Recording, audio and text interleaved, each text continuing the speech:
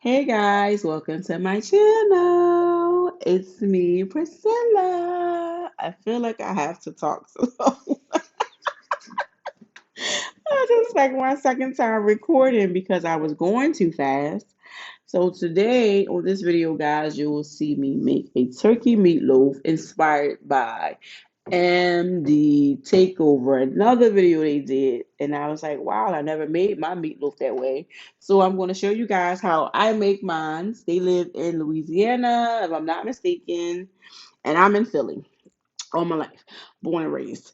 So my meatloaf consists of the seasons that you see. I do not measure my seasonings. I just go by what I think should go in there. Never steered me wrong. Do I over season? Not with salt because I'm not really a salt user, but I do over season as far as spiciness. I'm a little heavy handed on the spice, the cayenne or the pepper. So I just use cayenne pepper, a little black pepper, complete seasoning, a chicken seasoning. I use garlic powder, onion powder, and Tony's seasoning. I don't use a lot of each one, a little of each. I know the garlic probably look a lot in the onion powder because I love garlic and onion powder, and you don't really taste it once all the seasons get into there.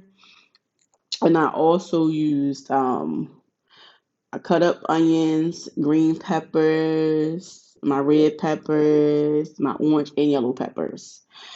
So now, guys, I'm just putting some gloves on so that I can mix it up. But I also use mayonnaise to give it to make it moist because turkey can get dry, especially when you cook it in the oven. So if you use some mayonnaise in there, and I'm not going to tell you the measurements. So, but in this one, I probably use like two nice spoonfuls of mayonnaise because it's a 2 pound meatloaf.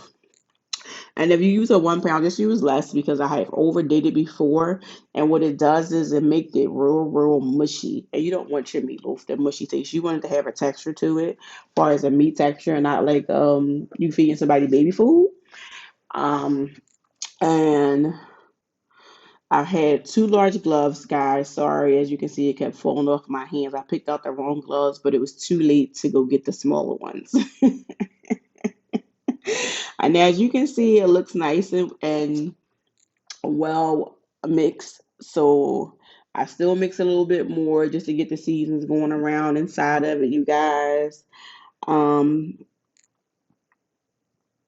then after I keep getting it off my glove because the glove just was just falling off my hand.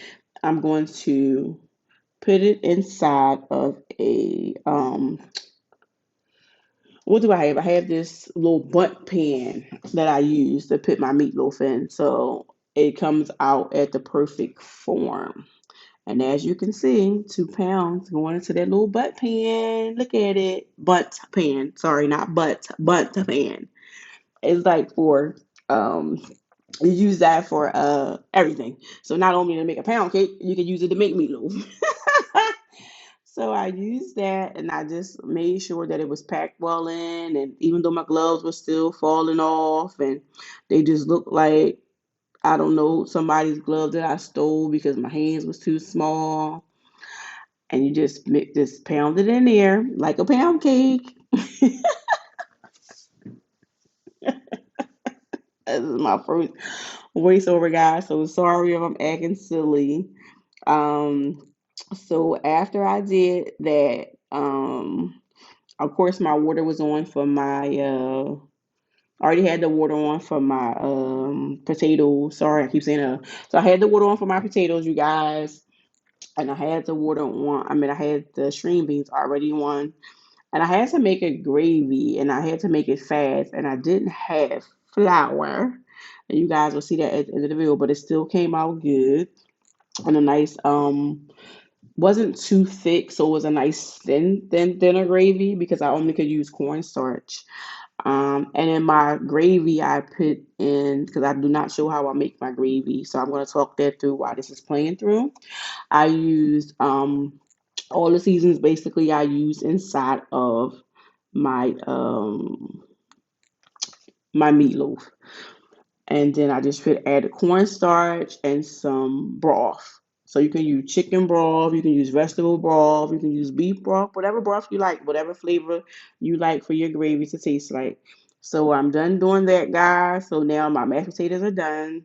I think I skipped over the boil of my potatoes, or it's behind this. Y'all know I'm still learning to edit, so it might be after this, but this is the season that I use, the Ola season by T and Lee, which gave it that beautiful yellow color. It's so flavorful and it doesn't have any salt in it, guys. So if you need to use salt, and especially in potatoes, I did have to add salt to my potatoes only because the seasoning is no sodium, no salt, and it was freaking great, guys. When I tell y'all that that seasoning is a great seasoning, so shout out to T and Lee on that, and it gives it such a great flavor.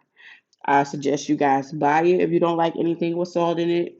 Her shipping is really fast, and as you can see now, I'm just adding I don't add anything but butter and milk. My sister was recording and she thought she hit play, so I don't have some footage that should have been in, guys. So sorry about that. But it's I mean it's homemade mashed potatoes. You can make your mashed potatoes your way. I don't like sour cream. So no sour cream goes in my mashed potatoes. So to keep it warm while everything else is done. See that? See that? See that meatloaf? Don't it look really good? My little string beans over there and my little bit of gravy because I didn't need that much. Um, so, and that's the end result of the. Oh, I missed the whole footage. That's the end result, guys. Hope you guys enjoy.